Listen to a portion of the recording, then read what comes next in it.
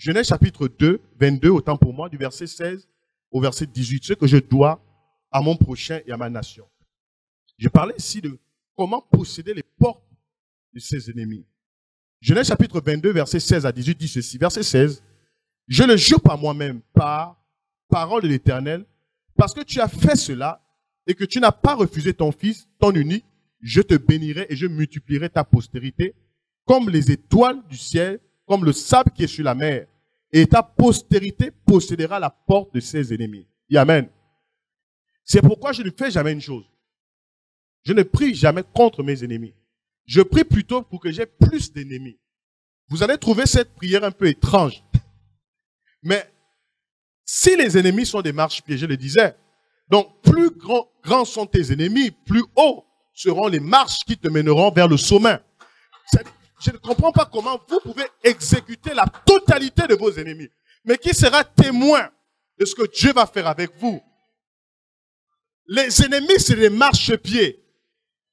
Plus tu as des ennemis, plus tu montes. Si tu as 2 ennemis, tu auras 2 marchepieds. Si tu en as 5, tu auras 5 marchepieds. Si tu en as 50, tu auras 50 marchepieds.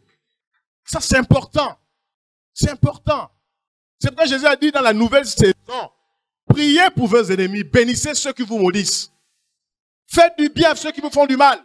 Ça paraît paradoxal, mais c'est ça l'évangile du royaume. Si l'Église doit monter, elle doit faire face aussi aux ennemis. Ils seront là et nous prospérons au milieu d'eux. Je vais vous raconter une petite histoire. Un pasteur, un Ivoirien pasteur, un docteur en théologie, m'avait raconté une histoire. Et son père était un traditionnaliste, ancré dans beaucoup de choses et autres, en Côte d'Ivoire. Il avait des statues, des hôtels dans la chambre et autres. Et puis, il avait maintenant une mentalité réformée. Il est arrivé, il était déjà en Christ. Et quand il arrive, il trouve son père aménager la chambre. Tout ça, il dit non, ça c'est la chambre des dieux, de ton père. Va et prie. Il n'a pas envoyé le feu, il n'a rien fait. Il a dit, je sais l'alliance, je connais l'alliance que j'ai avec Dieu. Il est allé, il a déposé ses bagages, il s'est lavé, il a dormi, il a ronflé même. Et puis, il est sorti de la chambre. Et puis le vieux regarde, le vieux dit, mais qu'est-ce qui se passe? Je sais généralement que les dieux de mon père réagissent. Et puis 2 jours et 3 jours après. Et le vieux appelle le petit. Et ensuite, il dit au petit, à son fils, il dit, mais qu'est-ce qui se passe? Tu sais qu'il y a beaucoup de choses là-bas dans cette chambre-là. Mais pourquoi tu sors comme ça, comme si tu étais rajeuni, rafraîchi? Il dit, il y a un autre Dieu. Il dit, c'est le Dieu des dieux. Le Dieu puissant.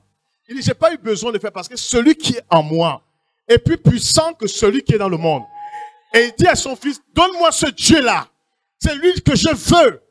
Et je vous dis, après cette puissante expérience, son père a donné sa vie à Jésus. Il a commencé à décrocher lui-même toutes les statues, tous les autels qui étaient là. Il a balancé. Et un jour, il appelle son fils, il dit à son fils que le Dieu que tu m'as présenté est le véritable Dieu. C'est ce que nous devons à notre nation. Combien de lieux d'influence nous avons fui?